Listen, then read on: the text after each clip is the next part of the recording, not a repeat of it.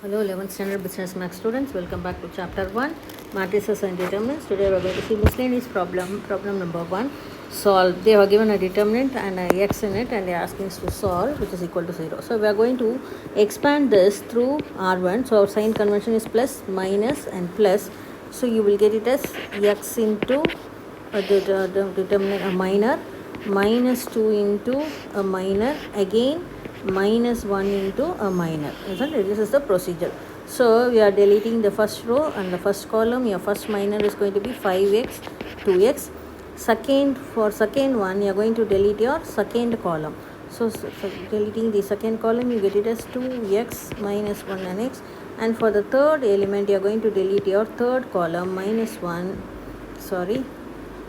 and delete a minus 1 column, so you will get it as 2, 5, minus 1 and 2. Okay, so now expanding each determinant. Here it is, right hand side is 0. Now you are going to expand each minor here. You will get it as x into 5x minus 2x minus 2 into 2x plus x minus 1 into 4 plus 5 equal to 0. So this is going to be x into 3x minus 2 into 3x minus 1 into 9 equal to 0. So multiply, you will get it as 3x square minus 6x minus 9 equal to 0. Divide throughout by 3 because 3 is common. You will reduce it to minus 2x minus 3 equal to 0. Now our product is minus 3 and our sum is minus 2. It is a quadratic. So we can factorize this one. So factorizing, you will get x square minus 3x plus x minus 3 equal to 0. Taking common, x into x minus 3. Here no common, so plus 1 x minus 3 equal to 0. So taking the common factor out, you get x minus 3 and x plus 1 equal to 0, which implies x is equal to 3 or x equal to minus 1. This is going to be your answer. Okay, the simplest. Now coming to our second problem.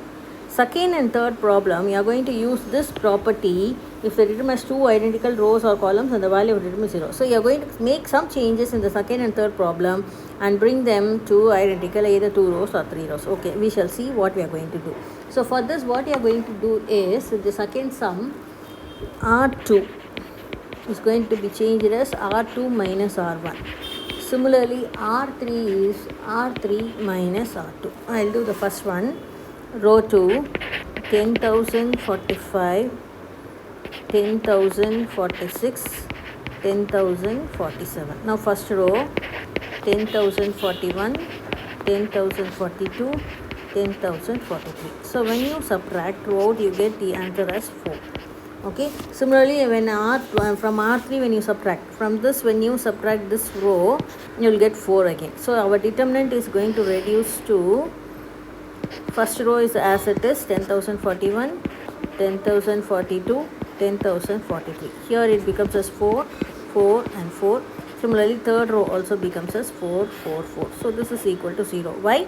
Since row 2 is identical to row 3, our determinant value is 0. So this property is used here.